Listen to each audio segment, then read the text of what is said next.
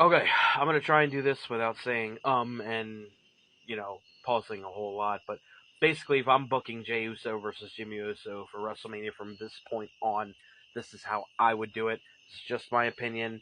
If you don't agree with it, that's cool. I respect your opinion too, but this is just how I would do it. Um, so, Jimmy or Jey Uso is now on Raw. So, and I just did didn't I?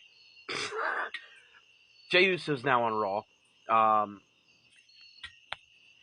you know what? I'm gonna say a lot. Let's just get it over with. Jey Uso's on Raw. Uh, Gunther is going to defeat Chad Gable, and then he's going to have the next following week on Raw. He's going to be doing his celebratory. Oh, I'm the longest reigning Intercontinental Champion of all time. And then that's when Jey Uso is going to come out, interrupt, and basically say something along the lines of the only reason why you've held that title as long as you have is because I wasn't a part of the roster, and now I am. Um, blah, blah, blah, back and forth. Uh, Gunther's guys go to attack Jey. He super kicks both of them. Gunther tries to attack Jey. He ends up super kicking him, and then that leads up to a match. Jey Uso does not win the first match because of outside interference. Try and guess who? So Adam Pearce decides to book another match, bans both Gunther's guys from ringside, and then a guy in a black mask ends up throwing the belt in when the ref is down during the second match, and he hits Jey Uso with it, and Gunther retains the title, and then God damn it, I lost my train of thought. Stop texting me.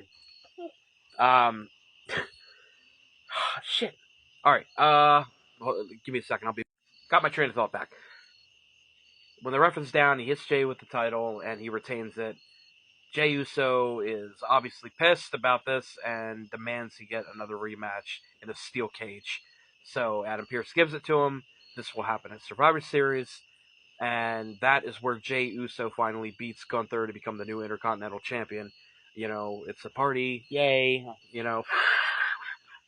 Um, so that's Jey's story. We're just going to let him carry on to the Royal Rumble. We're going to switch over to Jimmy. So Ray is obviously the United States champion. I'd say within the next month or two, Jimmy is going to beat Ray for the United States Championship. He's going to become the United States champion, hold that belt through the Royal Rumble, just like Jey is going to hold the Intercontinental title through the Royal Rumble. Jimmy's going to be the first one in the Royal Rumble match. He starts kicking everyone's ass, elimination after elimination after elimination, and he knocks everyone down, taunting, whatever, blah, blah, blah. Next person to come down is Jey. There's a nice little stand face-to-face moment in the ring. And then they start beating the shit out of each other. Eventually, Jey eliminates Jimmy from the Royal Rumble. And then Jey starts working on other guys. And Jimmy comes back in all pissed off. He eliminates Jey. They both fight outside the ring. Whatever. Royal Rumble's done. Next night on Raw, Jey's basically like, whatever, fuck him. He's on another show. I'm on Raw, whatever. I'm going to do my thing. He can do his thing. We are looking forward to the next pay-per-view. For the sake of this conversation, we're going to say that it's going to be Elimination Chamber, and it's going to be Elimination Chamber match. On the Raw, we're going to say Cody Rhodes wins the Royal Rumble, and he is going to go after Roman again. So he goes to SmackDown. So, at the Elimination Chamber on SmackDown side, Roman Reigns is going to defend the WWE Universal Championship against 5 other guys. I don't care who it is, whatever. Jimmy's one of them, by the way. And then on the Raw side, it's going to be 6 guys fighting for the chance to face Seth Rollins for the World Heavyweight Championship at WrestleMania. Jey is one of them. So over on the SmackDown side, Jimmy does all right. He's like the second or third that gets eliminated or whatever. Roman Reigns retains, like always. And then on the Raw side, Jey destroys that match. He eliminates literally everybody. He ends up being the third to the last guy in. Then Jimmy's going to come up through the grates, attack Jey, cost him the match, get him eliminated. And then the next night on Raw, Jey comes out and basically says, "I've had enough. I'm challenging my brother Jimmy to a Samoan street fight at WrestleMania," and that's what they have. They have a Samoan street fight.